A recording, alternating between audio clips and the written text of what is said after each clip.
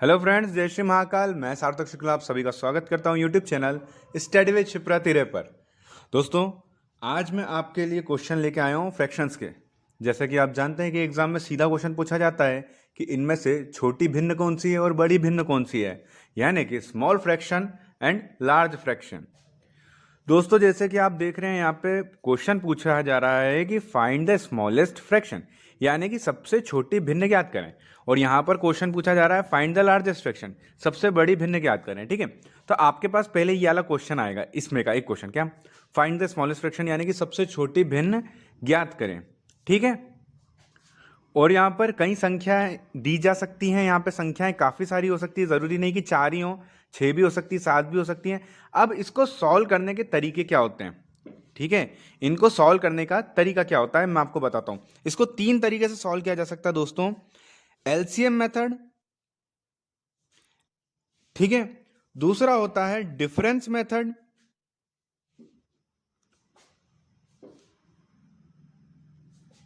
ठीक है, पहला होता है एलसीएम मेथड, दूसरा होता है डिफरेंस मेथड, और तीसरा होता है दोस्तों cross multiplication method. Cross multiplication method,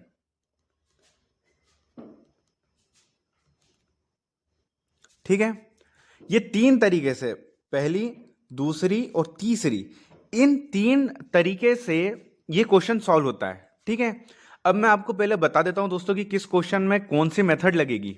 ठीक है, उससे पहले मैं आपको बता दूं कि इसका पूरा डिटेल वीडियो, मतलब इस छोटे क्वेश्चन से लेकर बड़े क्वेश्चन तक का वीडियो मैंने पहले ही बना दिया है। उसकी जो लिंक है वो मैं डिस्क्रिप्शन बॉक्स में आपको प्रोवाइड कर दूंगा, तो आप वीडियो के नीचे जाकर डिस्क्रिप्शन बॉक्स में लिंक देख सकते हैं। अगर आपको पूरे सभी प्रकार के अलग अलग क्वेश्चन चाहिए हो तो उस वीडियो में आपको मिल जाएंगे। चलिए दोस्तों, तो इस क्वेश्चन को शुरू करते हैं। अब इस क्वेश्चन में कौन सी मेथड लगेगी, ठीक है, तो इस क्वेश्चन में लगेगी एलसीएम मेथड। ये मैंने कैसे पता करा दोस्तों, ये देखिए नीचे जो अंतर दिख रहा है आपको, ये 13 एकम 13, 13 दूने 26, 13 तिया 39, 13 चौक 52, यानी कि दोस्तों समान जो अंतर चल रहा है, 13 13 13 13 का अंतर चल रहा है यहाँ पर। ठीक है, तो हम यहाँ पर क्या करेंगे, एलसीएम लेंगे। जब आप इन सब का एलसीएम लेंगे, 13, 26, 39 और 52 का, तो आपका एलसीएम बनेगा 156। ठीक है, 156 आपका क्या हो जाएगा, एलसीएम हो जाएगा। अब हम सभी संख्याओं के नीचे क्या रख देंगे, 156। ठीक है, अब तो एलसीएम आ गया दोस्तों 156। ठीक है, अब 13 में कितनी बार इंटू करें कि 156 आ जाए, तो 12 बार इंटू करेंगे तो 156 आता है। तो अगर 13 में 12 बार इंटू करने पर 156 आ रहा है, तो 12 का इंटू भी आपको उसके ऊपर वाली संख्या से करना पड़ता है, यानी कि 12 नंबर 108। मैं आपको बता दूं दोस्तों, इन सबका अपन ने निकाला एलसीएम 156। अब नीचे वाली संख्या से जितनी बार ये इंटू होगा, यानी कि 13 12 156, उतनी बार इंटू आपको ऊपर वाली संख्या से करना पड़ता है, यानी कि 9 इंटू 12 108। वैसे ही जब आप 26 से इनका इंटू करेंगे, ठीक है, सॉरी 17 से, तो पहले तो 26 से इंटू करेंगे तो 6 बार में जाएगा, उसी प्रकार 17 से इंटू करेंगे तो 6 बार में जाएगा, तो 17 6 कितना हो जाएगा दोस्तों, 102। ठीक है, उसी प्रकार 39 से इसको इंटू करें तो ये कितनी बार में जाएगा, 4 बार में जाएगा। तो 28 से इंटू करेंगे 4 बार में, तो 28 4 हो जाएगा 112।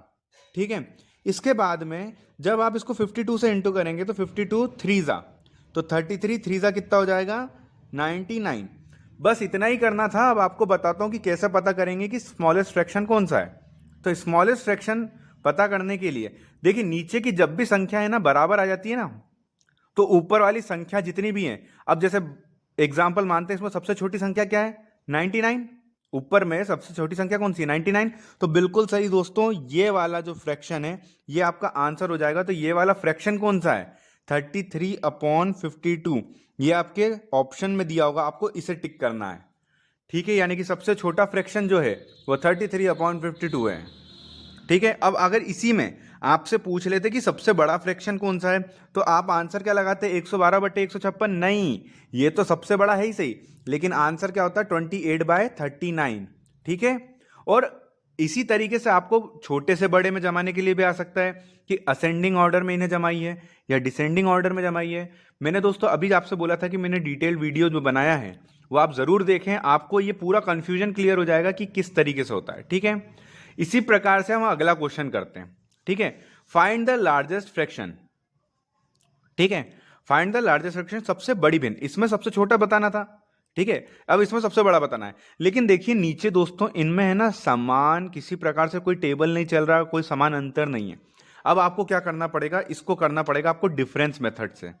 ठीक है, पहला क्वेश्चन हमने कैसे करा, एलसीएम मेथड से, क्योंकि नीचे के सब जो थे वो एक ही टेबल में आ रहे थे। ठीक है, अब यहां पर डिफरेंस मेथड से करेंगे। लेकिन डिफरेंस किसका निकालना है आपको, डिफरेंस इन दोनों का निकालना है, यानी कि 2/7 है तो 7/2 है ना, इसका आपको अंतर निकालना है कि 7 में से 2 गए तो कितना बचा 5, 3 में से 1 गया तो कितना बचा 2, 6 में से 5 गया तो 1, 4 में से 3 गया तो 1। ये आ गए आपके सामने इनका क्या आ गया आपका अंतर। दोस्तों आपको इसका एलसीएम लेना है, तो इसका जब आप एलसीएम लेंगे तो 5 2 जा 10, 10 1 जा 10 और फिर 10 1 जा 10। ठीक है, तो इसका एलसीएम क्या हो जाएगा दोस्तों 10, यानी कि सभी संख्याओं के बटे में क्या हो जाएगा 10 आ जाएगा। ठीक है, सभी संख्याओं के बटे में क्या आ जाएगा 10 आ जाएगा। अब आपको इससे इंटू नहीं करना है, ठीक है, इसी से इंटू करना है। तो 5 2 जा 10 तो 2 2 जा 4, फिर इसको इंटू करेंगे 2 5 जा 10 तो 1 5 जा 5, फिर उसके बाद में 1 10 जा तो 10 5 जा 50, फिर उसके बाद में 1 10 जा 10 तो 3 1 जा 3 10 जा 30। ठीक है, इस तरीके से आपको करना। अब सेम टू सेम वैसे ही जैसे अपन ने इसके पहले वाले क्वेश्चन में किया था। ठीक है, अब आपसे क्या पूछा गया, सबसे बड़ी भिन्न कौन सी। अब देखिए दोस्तों, सबसे नीचे की जो फ्रैक्शन है, मतलब जो नीचे के जो फ्रैक्शन में वैल्यू है, डिनोमिनेटर है, जो हर है, ये दोस्तों क्या हो गए, अब समान हो गए। समान हो गए मतलब ऊपर वाली संख्या अगर छोटी है तो छोटी, बड़ी है तो बड़ी। ठीक है, अब आपसे पूछा था सबसे बड़ा फ्रैक्शन कौन सा है, तो आपके सामने ही दिख रहा है कि सबसे बड़ा फ्रैक्शन कौन सा है, 50/10। लेकिन ये आपका आंसर नहीं होगा, आपका आंसर क्या होगा 5/6। ये आपके ऑप्शन में होगा और आपको यही आंसर टिक करके आना है। इसी प्रकार इसमें भी आपको असेंडिंग और डिसेंडिंग जमाने के लिए आ सकते हैं। और अगर इसी सवाल में आपसे छोटी संख्या पूछी जाती तो छोटी संख्या क्या हो जाती दोस्तों 4/10, लेकिन ऑप्शन में क्या दिखता आपको 2/7, यानी कि आपका छोटी संख्या पूछी होती तो आपका आंसर होता 2/7। ठीक है, इजी था दोस्तों। अब मैं आपको होमवर्क के लिए क्वेश्चन दे रहा हूं और उसके बाद में फिर मैं आपको बताऊंगा कि जो मैंने कल होमवर्क में आपको क्वेश्चन दिया था उसका सॉल्यूशन करवाऊंगा, क्योंकि बहुत सारे नहीं, सभी बच्चे कंफ्यूज हुए थे और बहुत दिक्कत गई थी उस क्वेश्चन में सभी को, तो वो मैं सॉल्व करवाऊंगा अभी आपको। ठीक है, तो दोस्तों ये है आपके सामने question, find the smallest fraction and find the largest fraction.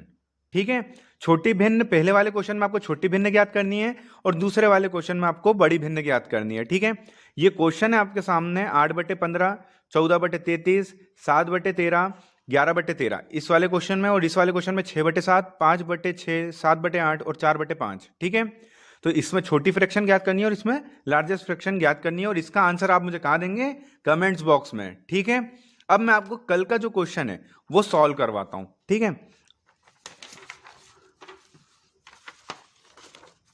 दोस्तों, जो कल का क्वेश्चन था उसमें यह था कि जो दो पॉजिटिव संख्या हैं, ठीक है, मैंने आपको ये वाला क्वेश्चन सॉल्व करवाया था, आपको याद हो तो। ठीक है, मैं आपको इसकी शॉर्ट ट्रिक भी बता देता हूँ कि इसकी शॉर्ट ट्रिक क्या होगी। जैसा कि मैंने उस वक्त आपसे कहा था कि शॉर्ट ट्रिक से मत क्या कीजिए, तो बिल्कुल सही कहा था, क्योंकि आपने इस तरीके से किया होगा तो आपका आंसर बिल्कुल सही आया होगा। लेकिन शॉर्ट ट्रिक से क्या होता है दोस्तों कि बच्चे कहीं ना कहीं अटकते हैं। ठीक है, अब इस क्वेश्चन को आपको मैं बिल्कुल शॉर्ट में करके बता रहा हूँ। आपसे बोला गया था कि दो संख्याएं पॉजिटिव हैं, है ना, और जो पीछे वाली संख्या है ना वो आगे वाली संख्या का स्क्वायर है। तो मैंने आपको बताया था कि 3 ही संख्या ऐसी हो सकती हैं जो 2 अंकों की हो और पीछे वाला उसका स्क्वायर हो। क्यों?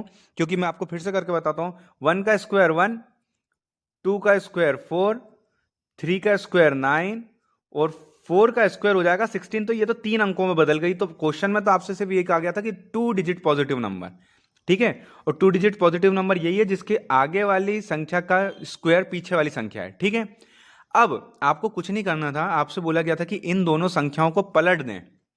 तो अंतर कितना आना चाहिए? 54 आना चाहिए। कितना आना चाहिए? 54 आना चाहिए। अब एक बात बताओ, 11 को पलटोगे तो 11 ही आएगा, तो 11 में से 11 गए तो 0। अब इसको पलटते 24, 42 में से आप अगर 24 माइनस करते हैं दोस्तों तो 12 में से 4 गए 8, एक तो ये तो 18 ही बच रहा है, तो 45 तो आ ही नहीं रहा है। अब 39 को पलटे तो 93 हो जाता है, और अगर इसको माइनस करें दोस्तों तो आपका आ जाएगा 54। यही क्वेश्चन में बोला था, यानी कि आपका आंसर क्या है 39।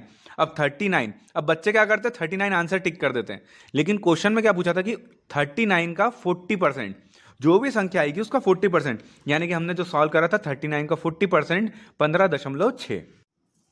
तो चलिए दोस्तों, अब इस क्वेश्चन को हम सॉल्व करके देखते हैं शॉर्ट ट्रिक से। ठीक है, जैसे कि मैंने आपको इसके पहले वाली क्वेश्चन में बोला था, अब इसमें भी आपसे यही बोल रहा है कि द्वि अंकीय जो घनात्मक संख्या है, यानी कि क्या दोस्तों, वही कि 1 का स्क्वायर भी 1, 2 का स्क्वायर 4 और 3 का स्क्वायर 9। अब 2 अंकों की बोली थी इसलिए 416 नहीं ले सकते अपन। ठीक है, अब आपसे बोला गया था इन दोनों को पलट दिया जाए तो कितना आना चाहिए, 45 आना चाहिए। ठीक है, तो अभी हमने 11 को पलट के देखा था, तो 11 11 माइनस करा था तो 0 हो गया था। 24 को पलटा था तो 42 हो गया, तो 42 और 24 को माइनस किया था तो 18 आ रहा था। और 39 को पलट के देखा था अपन ने तो 93 हो रहा था, और 93 में से 39 माइनस कर रहे थे तो कितना हो रहा था 54 हो रहा था।